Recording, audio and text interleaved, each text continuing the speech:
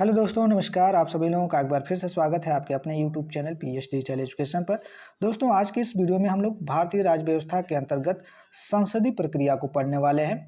दोस्तों, संसद संसद से संबंधित हम लोगों ने लगभग 2-3 वीडियो हम लोगों ने देख लिया है, जिसके अंतर्गत संसद क्या होता है, संसद में कौन-कौन से लोग होते हैं, संसद के का निर्माण किस प्रकार से होता है, संसद किन-किन लोगों से मिलकर बनी है, इसके विषय में हमने चर्चा किया। फिर संसद के अकॉर्डिंग हमने लोकसभा को पढ़ा, उसके बाद हमने राज्यसभा को भी पढ़ा।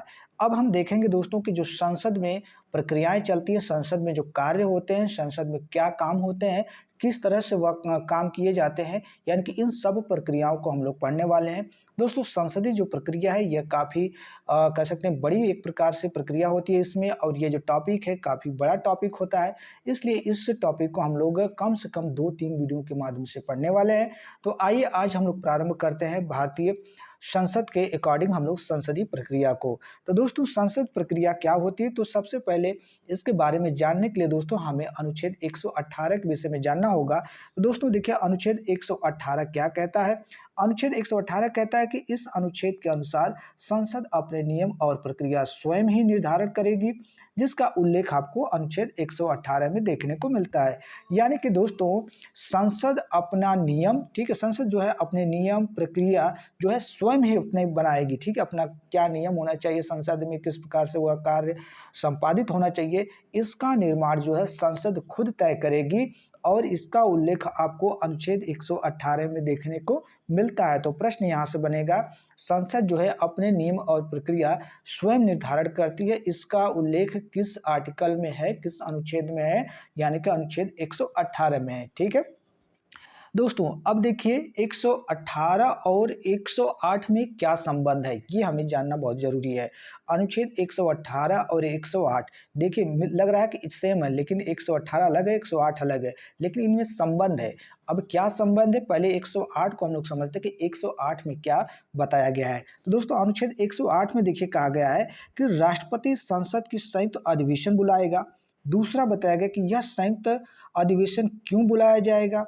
तीसरा इसमें जो महत्वपूर्ण जो विवरण दिया गया है, संयुक्त अधिवेशन बुलाए जाने की प्रक्रिया, यानी कि जो 118 नंबर का अनुच्छेद 108 नंबर का जो अनुच्छेद है, इसमें कहा गया है कि जो राष्ट्रपति महोदय होंगे वह संयुक्त अधिवेशन बुलाएंगे। इस आर्टिकल के तहत संयुक्त अधिवेशन बुलाए जाने का वह जो है एक प्रकार से कारण बताएंगे। तीसरा जो है कि संयुक्त अधिवेशन बुलाए जाने की किस प्रकार की प्रक्रिया होनी चाहिए, ये 3 मुख्य बातें 108 में रखी गई हैं।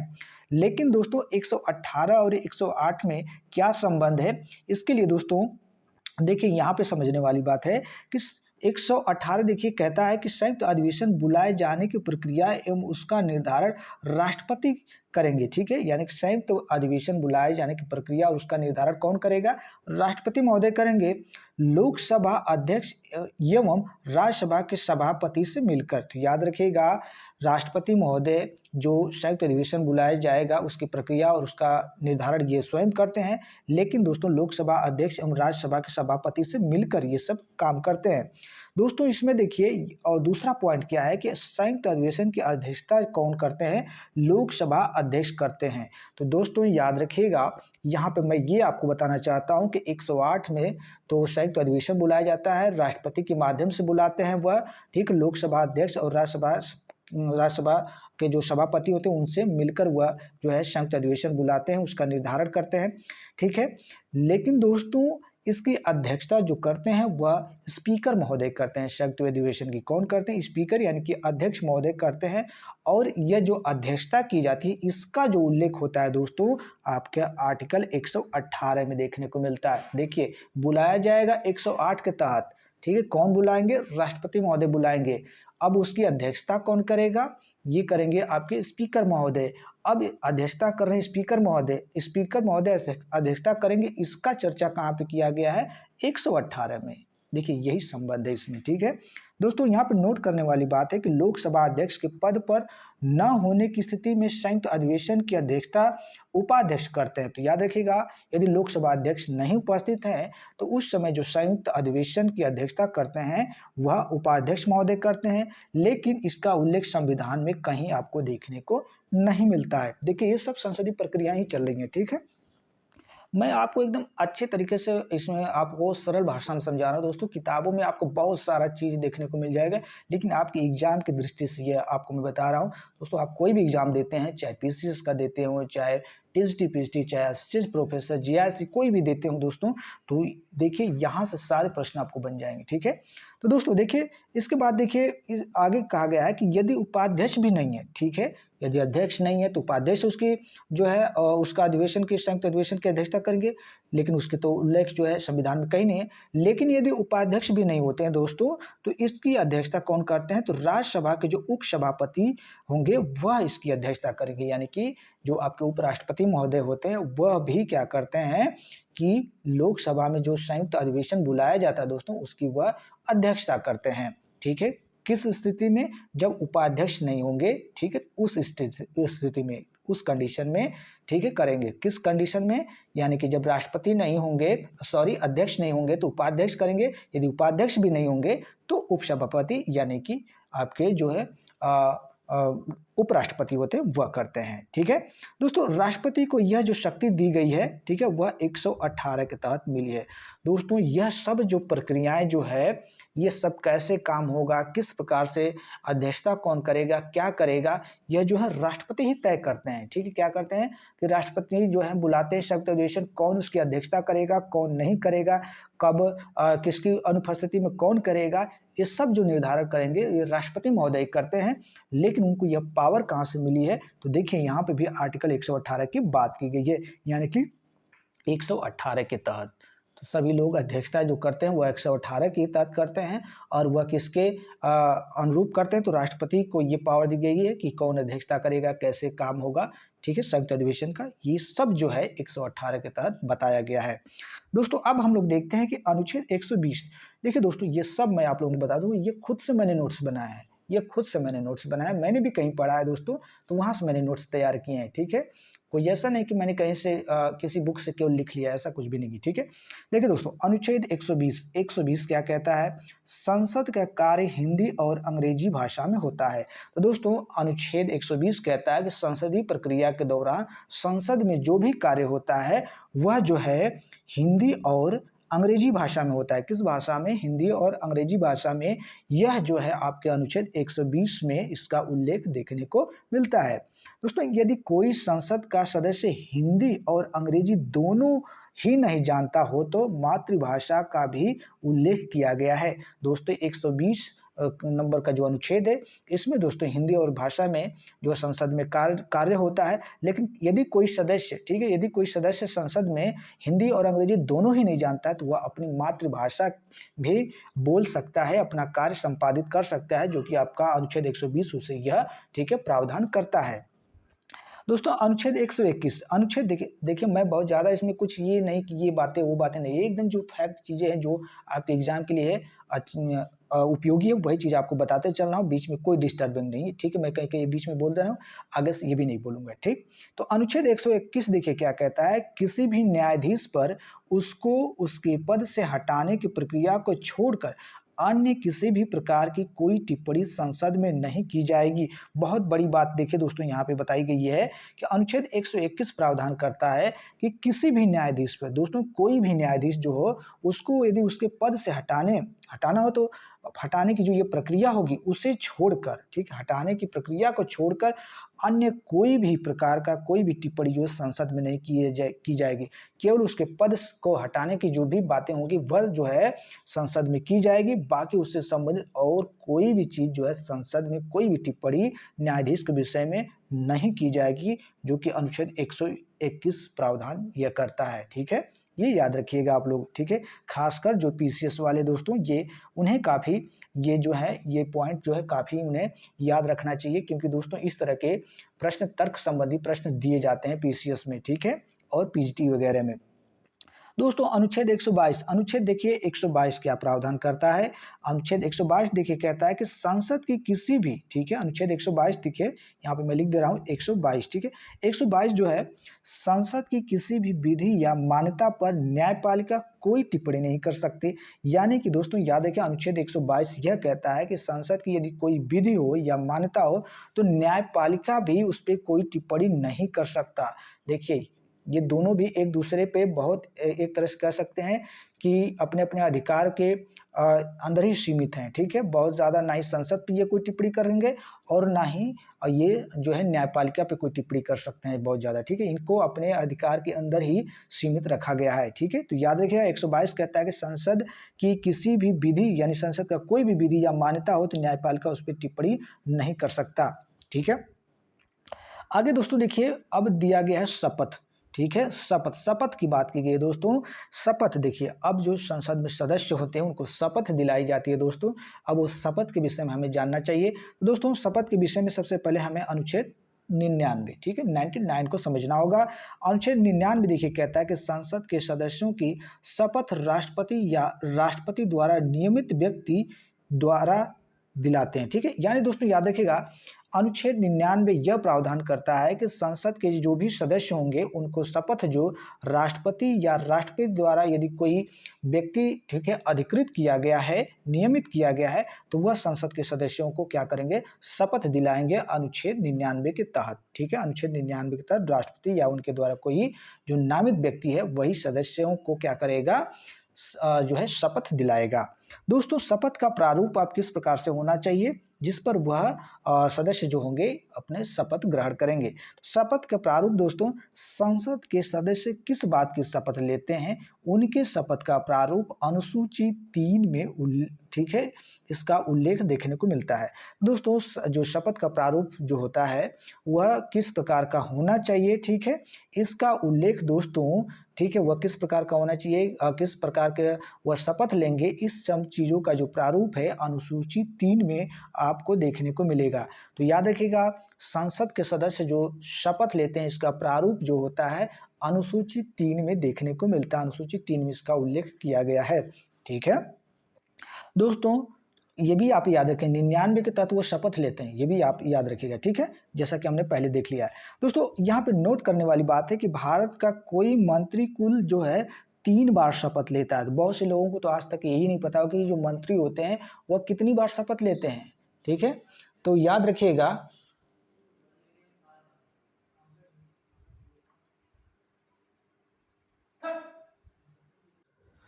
तो दोस्तों याद रखिएगा, भारत का यदि कोई भी मंत्री हो तो कुल वह 3 बार शपथ लेता है, ठीक है। मंत्री बनते तक वह 3 बार शपथ लेता है। तो ये आप नोट कर लीजिएगा। आज यदि कोई पूछे आपसे या एग्जाम में आ जाए कि यदि भारत का कोई मंत्री है तो मंत्री बनने तक वह कितनी बार शपथ लेता है, तो टोटल वह 3 बार शपथ लेता है। कब कब शपथ लेता है ये भी जान लीजिए दोस्तों। एक तो जब वह उम्मीदवार बनते हैं उस समय, यानी कि जब उम्मीदवार बनते हैं, जब वो क्या करें कि चुनाव लड़ते हैं दोस्तों, तो उस समय उनको पर्चा एक भरना होता है, तो उसमें भी एक शपथ वाला पत्र उनको मिलता है जिससे वह भरते हैं, फिलअप करते हैं। तो एक तो उस समय दोस्तों वह शपथ लेते हैं। दूसरा जब वह कहते हैं कि चुनाव जीत जाते हैं, ठीक है, चुनाव जब जीत जाते हैं दोस्तों तो वह संसद में जब जाते हैं तो संसद का सदस्य बनते समय वह दूसरी बार वह क्या करते हैं, शपथ लेते हैं। तीसरी बार वह कब शपथ लेते हैं दोस्तों, तो अब वह संसद के सदस्य बन गए। इसके बाद जब वह मंत्री बनते हैं किसी विभाग का, तो मंत्री बनते वक्त भी उन्हें शपथ दिलाई जाती है। यानी कि टोटल कोई भी मंत्री जो हो वह 3 बार शपथ लेता है। पहली बार जब उम्मीदवार बनता है, दूसरी बार जब वह संसद का सदस्य बनता है, तीसरी बार जब वह कोई मंत्री बनता है, ठीक है। ये आप याद रखिएगा दोस्तों। लोकसभा अध्यक्ष लोकसभा के सदस्य की शपथ लेते हैं।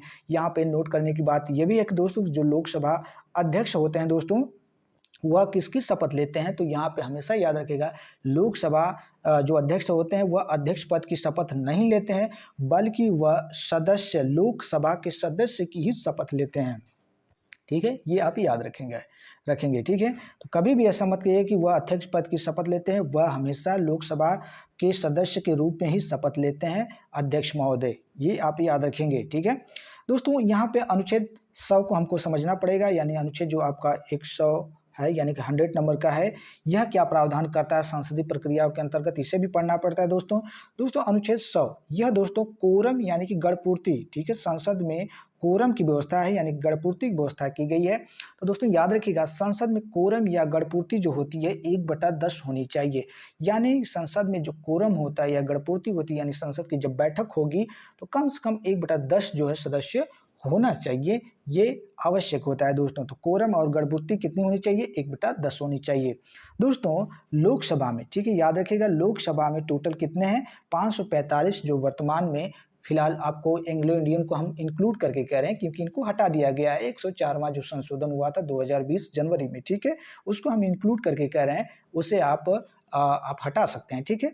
तो फिलहाल जो 545 जो संख्या थी उसके हिसाब से हम चलते हैं, ठीक है।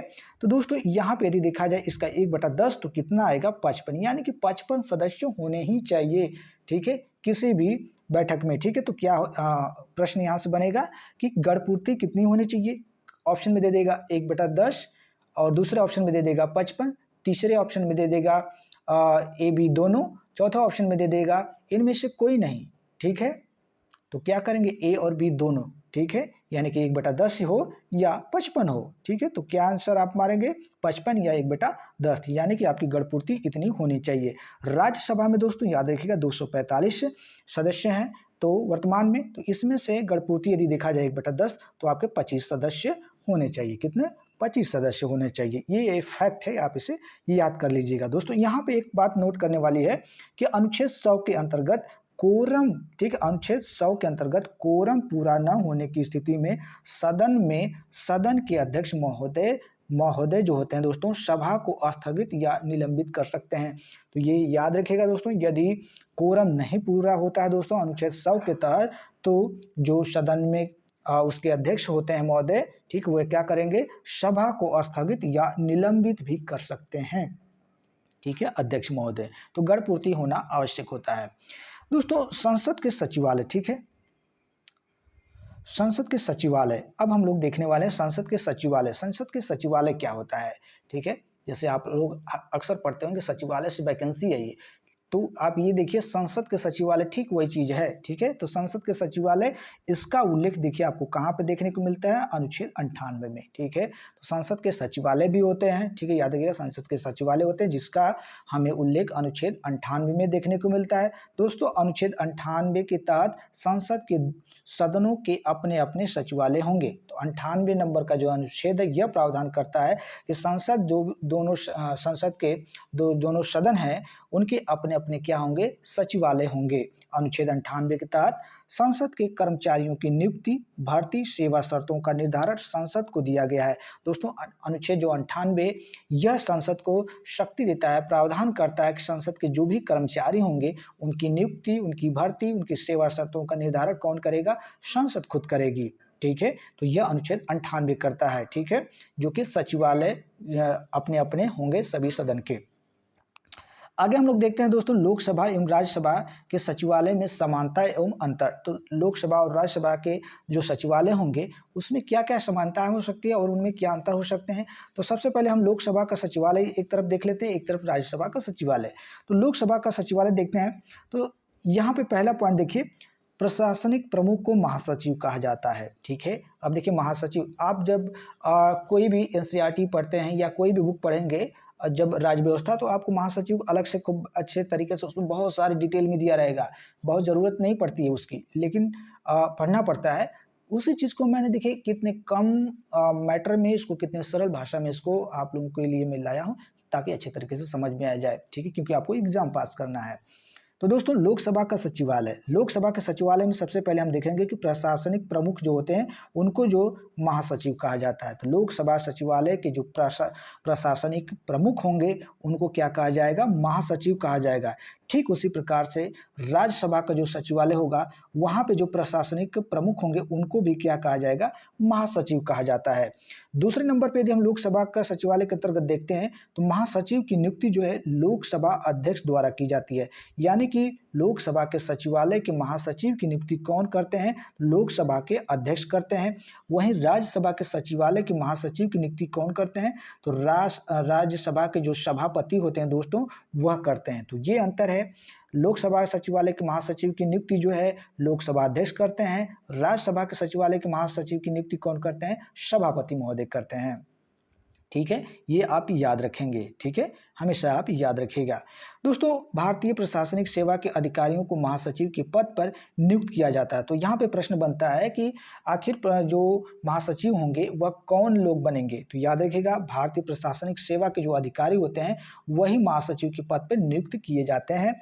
दोनों महासचिव का जो दर्जा होता है दोस्तों, वह कैबिनेट सचिव के बराबर होता है। याद रखिएगा, राज्यसभा के महासचिव हो चाहे लोकसभा के महासचिव हो, दोनों का दर्जा जो होता है वह कैबिनेट के सचिव के बराबर होता है। ठीक है दोस्तों, भारत में सचिवालय जो है 1952 को स्थापित किया गया था। तो ये भी प्रश्न यहाँ से बनेगा दोस्तों, खासकर पीसीएस वगैरह में, कि भारत में सचिवालय को कब स्थापित किया गया था। 1952 में। तो पीसीएस का फॉर्म आया है, आप लोग भर भी दिए होंगे या भर रहे होंगे। तो बहुत ही इंपॉर्टेंट ये फैक्ट है, आप याद रखिएगा। ठीक है, तो भारत में सचिवालय जो है 1952 को स्थापित किया गया।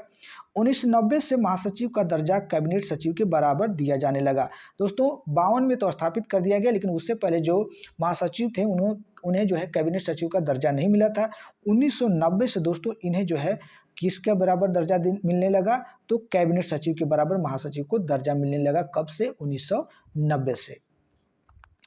आगे हम लोग देखते हैं दोस्तों, स्नेहलता। दोस्तों याद रखिएगा, स्नेहलता जो थी एमपी के एक आईएएस अधिकारी थी। ठीक है, स्नेहलता एमपी की आईएएस अधिकारी थी।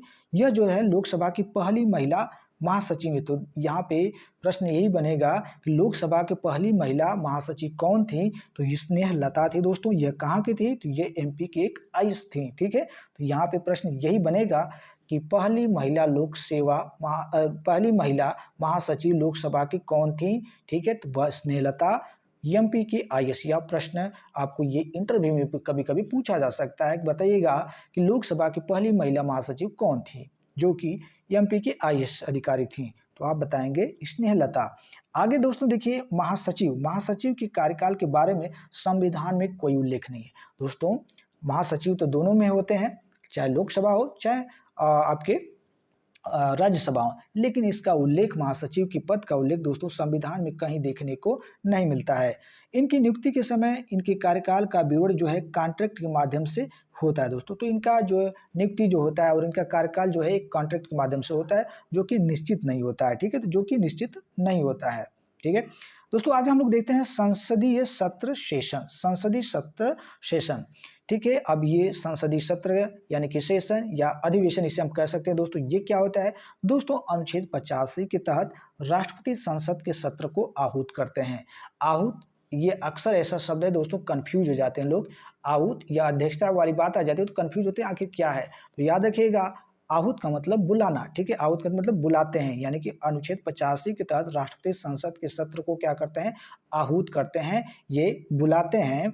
85 के तहत दोस्तों एक वर्ष में 2 सत्र होने अनिवार्य हैं। तो याद रखिएगा, राष्ट्रपति जो है 85 के तहत संसद के सत्र को आहूत करते हैं। कम से कम एक वर्ष में 2 सत्र होने ये अनिवार्य हैं, यानी कि इनके बीच का जो अंतराल है मैक्सिमम आपके 6 वर्ष होते हैं। ठीक है, ये याद रखिएगा दोस्तों। 2 सत्रों के बीच 6 महीने का अंतराल नहीं हो सकता। ठीक है, याद रखिएगा 6 महीने से अधिक का अंतराल नहीं होना चाहिए 2 सत्रों के बीच। ये भी जैसा कि मैंने पहले ही बता दिया दोस्तों। राष्ट्रपति मंत्रिपरिषद की सिफारिश पर सत्र को बुलाते हैं, लेकिन यदि मंत्रिपरिषद संसद में बहुमत खो चुकी है या फिर खो सकती है तो वह राष्ट्रपति को परामर्श दे ही नहीं सकती। तो राष्ट्रपति स्वविवेक से संसद के सत्र को बुलाकर प्रधानमंत्री को बहुमत साबित करने के लिए कह सकते। बहुत ही अच्छा प्रश्न दोस्तों। अक्सर इस तरह के प्रश्न जो है आपके इंटरव्यू में पूछे जाते हैं कि राष्ट्रपति जो है, ये तो जो भी संसद के सत्र होंगे ये राष्ट्रपति ही बुलाएंगे। वो भी दोस्तों, राष्ट्रपति अक्सर कोई भी काम करते हैं तो मंत्रिपरिषद की सलाह से ही करते हैं। तो मंत्रिपरिषद की, ठीक है, मंत्रिपरिषद की सिफारिश पर राष्ट्रपति संसद के सत्र को बुलाते हैं। लेकिन यदि ऐसा कंडीशन आ जाए कि मंत्रिपरिषद जो है संसद में अपना बहुमत खो दे, इस कंडीशन में क्या होगा दोस्तों, तो राष्ट्रपति जो है क्या करते हैं, वह राष्ट्रपति को परामर्श तब तो उस कंडीशन में दे नहीं सकते, क्योंकि वो तो बहुमत ही खो चुके हैं। तो इस कंडीशन में क्या करते हैं, राष्ट्रपति महोदय अपने विवेक से, क्योंकि उनको परामर्श तो दिया नहीं जाएगा, वह स्वविवेक, अपने विवेक के माध्यम से संसद के सत्र को बुलाते हैं और कहते हैं कि आइए आप जो है अपना बहुमत साबित करिए संसद में। ठीक है, अपना बहुमत साबित करिए। ठीक है, इस तरह से राष्ट्रपति महोदय कहते हैं। आगे हम लोग देखते हैं दोस्तों सत्रावसान। सत्रावसान क्या है दोस्तों? सत्रावसान यानी कि सत्र की समाप्ति।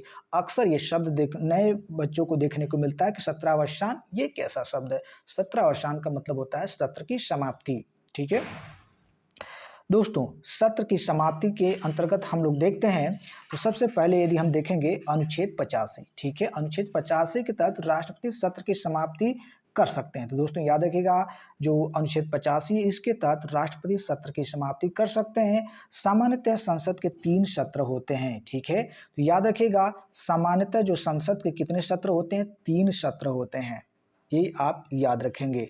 तो सत्रावसान क्या होता है? सत्र की समाप्ति होती है, जो कि 85 के तहत, अनुच्छेद 85 के तहत राष्ट्रपति सत्र की समाप्ति कर सकते हैं।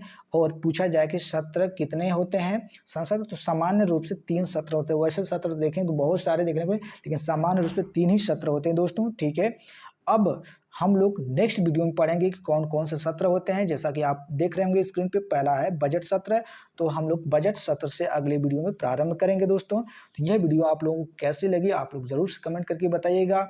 ठीक है, आप लोगों ने हर एक कोई ना कोई जरूर से बुक पढ़ा होगा।